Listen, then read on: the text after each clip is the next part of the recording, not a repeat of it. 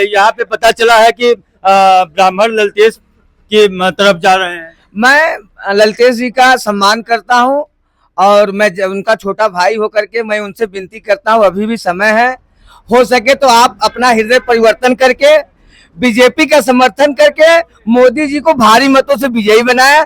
हमें विनोद बिंद से यहाँ के सांसद से कोई मतलब नहीं है।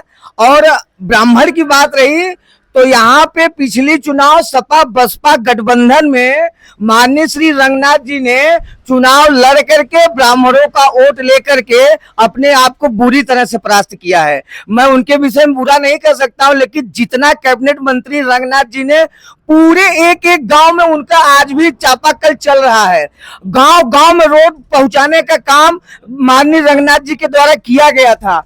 और आज शिक्षा के क्षेत्र में जितना विद्यालय, degree college, inter college, high school उनके द्वारा बनाया गया, इतना विकास कार्य करने के बाद भी यही ब्राह्मण उनका साथ न देकर के बीजेपी का साथ दिया। क्यों दिया? कि हिंदू राष्ट्र होना चाहिए भारत को, और आगे जो मोदी जी और योगी जी के द्वारा जो नेतृत्व चल रहा है, आने वाले दिनों में ब्राह्मण हमेशा योगी का साथ और मोदी जी का साथ देता रहेगा। और ललतेश भाई से निवेदन है, अपने हृदय को परिवर्तन करें, क्योंकि जब कलकत्ता में एक दशहरा का रोड शो निकलता है, उस पर दंगा होता है, ऐसा क्यों हुआ? आप ममता दीदी से जरा पूछ करके यूपी के योगी जी से बताएं, ठीक है?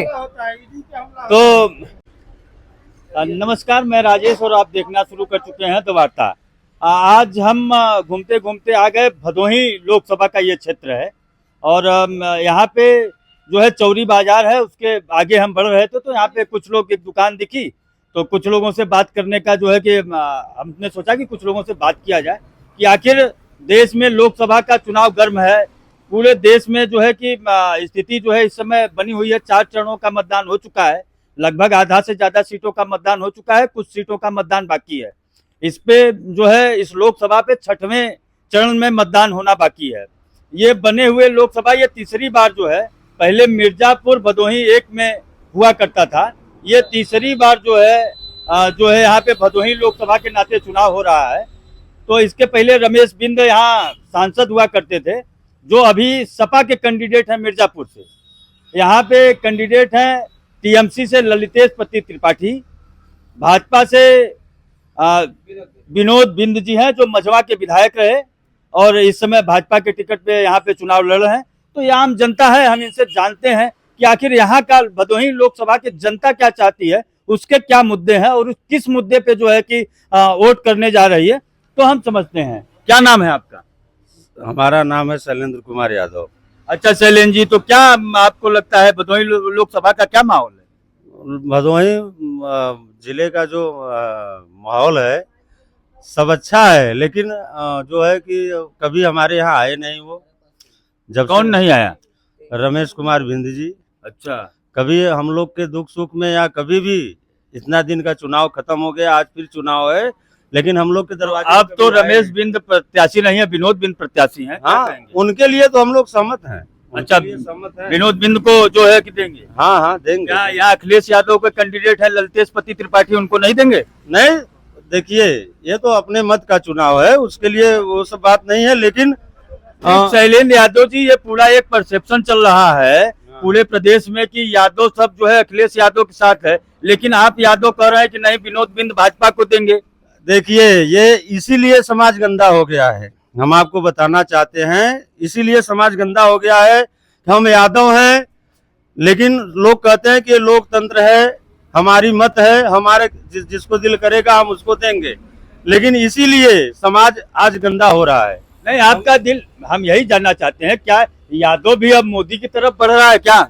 नहीं, बढ़ने की बात नहीं है। जो अच्छा काम करेगा, जो अच्छा कार्य करेगा, उसके कदम से कदम मिला के चलने का हमारे पूरे भारत का, पूरे हिंदुस्तान का। मोदी का काम आपको अच्छा लगता है? नहीं लगता है, काम तो अच्छा लगता है, ये बात नहीं है, लेकिन ये जो रमेश कुमार बिंद जी ने किया है सांसदी में अपने, कभी आकर के हमारे क्षेत्र का या हमारे जिले में कहीं भी आकर के किसी का दुख। अब तो भाई उनका तो टिकट, हमारी नाराजगी है। अच्छा, उनका तो टिकट कट गया, अब तो यहाँ विनोद बिंद प्रत्याशी हैं, तो उनके साथ हम हैं। अच्छा, यादव यहाँ भदोही का यादव जो है भाजपा के विनोद बिंद के साथ है। हाँ, हम हैं साथ में। अच्छा, और बाकी अच्छा। लोग का हम भाई नहीं कहेंगे। नहीं ठीक है, एक जो है कि आप अपना परिचय बताइए, क्या नाम है? पटेल हैं? पन्नालाल पटेल। पन्नालाल पटेल जी, क्या स्थिति है भदोही लोकसभा की? भदोही की लोकसभा की स्थिति सब सही है, कौन जीत रहा है यहाँ पे? जीत रहा है, भाजपा की है।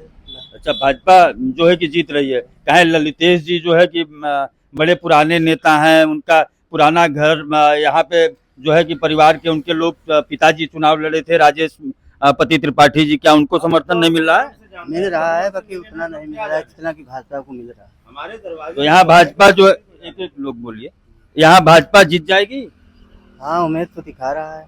अच्छा, एकदम जो है कि छठवें चरण में मतदान है आप लोगों का ना? हाँ, छठवें चरण में। अच्छा, तो मतलब क्या जाति के आधार पे जो है कि भाजपा को वोट मिल रहा है कि किस आधार पे? काम के आधार पे, विकास के आधार पे? आधार क्या है? विकास के आधार पे। जैसे आप जाते हैं वोट देने तो विकास देखते हैं, हाँ, विकास देखेंगे तभी तो देंगे वोट। ऐसे तो क्या विकास किया है भाजपा सरकार? विकास तो किए हैं, बहुत किए हैं। जैसे बताइए। गढ़ा नहीं है, नाली साली बनवा दे, बिजली का काम और भी काम किए हैं, सब काम किए हैं। अच्छा अच्छा अच्छा, आप बताइए, आपका क्या नाम है? दिनेश दुबे। अच्छा, दिनेश दुबे जी, क्या देखते हैं चुनाव में भदोही लोकसभा में? आपको क्या लगता है कि क्या जो है कि होने जा रहा है? भदोही विधानसभा जो भी जीते वो क्षेत्र में आए, अपना दिखाए, कम से कम ये नहीं कि घर बैठ जाए जीतने के तो बाद। कौन आपको लगता है कि क्षेत्र में आएगा? तो विनोद बिंद लड़ रहे हैं, अब देखिए क्या करते हैं, आते हैं कि नहीं आते हैं। अच्छा, नहीं तो कैसा? हम लोग तो मोदी के नाते हम लोग वोट देते हैं और मोदी को वोट देंगे क्योंकि वो बहुत विकास किए हैं। अच्छा, मोदी के नाम पे वोट दे रहे हैं, स्थानीय प्रत्याशी गौण हो जाते हैं आपके लिए? आपके हम लिए लोग- राष्ट्रीय प्रत्याशी जो है मोदी का हम चेहरा लोग है। मोदी के नाते वोट देते हैं, उतना विकास किए। हर आप करते क्या हैं? हमारा तो ऐसा ही छोटा क्लिनिक है। अच्छा अच्छा, आप जो है कि क्लिनिक चलाते हैं। तो आपके क्लिनिक पे लोग आते हैं, क्या बात करते हैं? आप तो और लोगों से भी बात हाँ, ये सब राजनीति ये सब नहीं नहीं, होता जैसे है। कहते होंगे कि मोदी का काम अच्छा है कि नहीं हाँ, है। मोदी के लिए लोग कहते हैं, मोदी चुनाव जीतेंगे, मोदी का अच्छा अच्छा अच्छा वो तो बेमिसाल है, उनका कोई जोड़ नहीं है। अच्छा, आपका क्या शुभ नाम है? संदीप दुबे। अच्छा, संदीप दुबे जी, तो ये दुकान तो आपकी ही है? जी हाँ। अच्छा, तो क्या माहौल, ये लोग जो कह रहे हैं वो सही बात है? हाँ सही है। हमें तो दुख इस बात का हो रहा है कि हिंदुत्व के नाम पे कोई राजनेता इतना बड़ा 500 वर्षों से 700 वर्षों के पुराने कार्यों को समाप्त करने के बाद एक हिंदू नेता अपने हिंदुओं से वोट मांग रहा है, इस बात का दुखी हो रहा है। अब हमारे हृदय में इस बात का दुख हो रहा है कि योगी और मोदी के द्वारा इतने ऊंचे ऊंचे कार्य करने के बावजूद अब भारत देश में वो लोग अपने जीत के लिए वोट मांग रहे हैं। जनता को तो स्वयं उनको वोट देकर के विजयी बनाना चाहिए, मांगने की जरूरत ही नहीं। आप भाजपा के नेता हैं क्या? जी नहीं, नेता नहीं है, हम तो एक कार्यकर्ता हैं।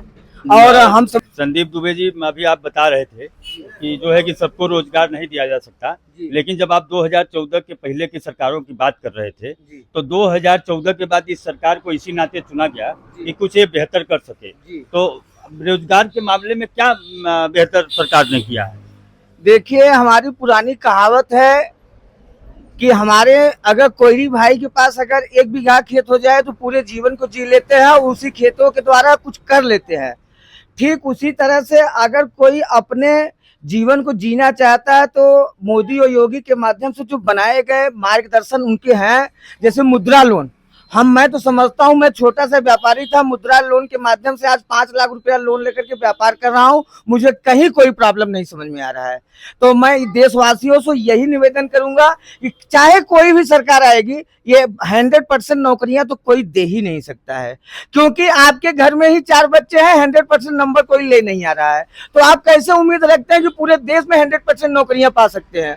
ठीक उसी तरह से मैं चाहता हूं कि अपने हुनर को, जैसे लोकल फॉर वोकल का जो नारा दिया गया मोदी जी के द्वारा, तो अपने हुनर को ही व्यवस्थित करके अगर काम करना चाहते हैं तो हर जगह रोजगार है और हर जगह कमाई है। आप कहीं भी रोजगार नहीं है, दिन भर में आप काम करना चाहते हैं, आज के डेट में 400 साढ़े 400 रुपया लेबर को मिल रहा है। नहीं, क्या ये आप दुकान चलाते हैं तो आपको महंगाई, जो लोग कह रहे हैं कि महंगाई है, विपक्षी भी कह रहे हैं, तो क्या दुकान पे आपके खरीदने कमा रहे हैं लोग? नहीं, महंगाई बढ़ी है तो कमाई भी बढ़ी है ना लोगों की। अच्छा। पहले की कमाई, मिस्त्री का पैसा जो है पहले 250-300 रुपया था, 600 रुपया हुआ है। अच्छा। ऐसा तो थोड़ी नहीं कि सिर्फ महंगाई बढ़ा है, दाल का भाव बढ़ा है तो कमाई की भी भाव बढ़ा है। हाँ, क्या होता है कि सबसे बड़ा प्रॉब्लम जानते हैं क्या हुआ है?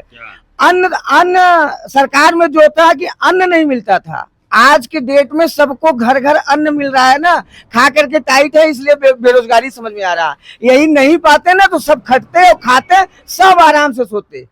ये जो अन्न पा रहे हैं ना, सबसे बड़ा वही दूषित हो रहा है काम। अच्छा, तो फ्री क्या का आइटम जो पा रहे हैं, जो फ्री का आइटम पा रहे हैं, इसका 100% जांच हो। जो पात्र हो उसको पात्रता मिलनी चाहिए, जो न पात्र हो उसे पात्रता नहीं मिलनी चाहिए। अच्छा, अरुण कुमार सरोज जी, क्या लोकसभा में माहौल है? यहाँ टीएमसी से ललितेश पति जी हैं। देखिए, ललितेश पति त्रिपाठी जी जो है, भाई किसी पार्टी से टिकट पा जाएंगे वो तो चुनाव लड़ेंगे ही। हमको मिल जाए हम भी लड़ेंगे, लेकिन वो टीएमसी के बारे में क्या जानते हैं? टीएमसी वो एक गुंडा पार्टी है। हम 17 साल कलकत्ता में रह के आए हैं कंटिन्यू। टीएमसी वहाँ हवलदार बोलते हैं, हम केंद्र वाहिनी लेके चुनाव नहीं कराएंगे। वहाँ हमारा कोई वोटर नहीं था, हमारा वोटर में नाम नहीं था। हम फिर भी टीएमसी के डर से, टीएमसी के गुंडों के डर से 25-30 वोट हम हर चुनाव में देते थे।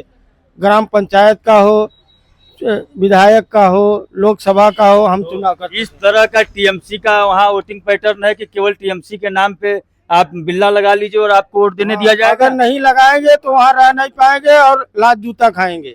अच्छा, इस तरह का जो है टीएमसी एकदम भ्रष्ट पार्टी है। और ललितेश त्रिपाठी जी अगर जानते टीएमसी के बारे में तो उस टिकट पे चुनाव नहीं लड़ते। अरे, ललितेश पति त्रिपाठी तो जान के ही गए हैं। जान के गए ना, लेकिन बंगाल के बारे में और दीदी के बारे में कुछ नहीं जानते हैं ना। अच्छा, हाँ, दीदी इतना जो है खतरनाक स्थिति में है। वो हमारी तो फूलन देवी सताई गई थी इसलिए गोली चलाई थी, लेकिन वो तो फूलन देवी से ज्यादा गुंडा है वो। अच्छा, एकदम भ्रष्ट पार्टी तो है। यहाँ क्या स्थिति उनकी रहेगी? आप क्या जो है कि उनकी जमानत जब्त होगी। वो यहाँ से चुनाव कभी नहीं जीत पाएंगे। जमानत जब्त हो जाएगी?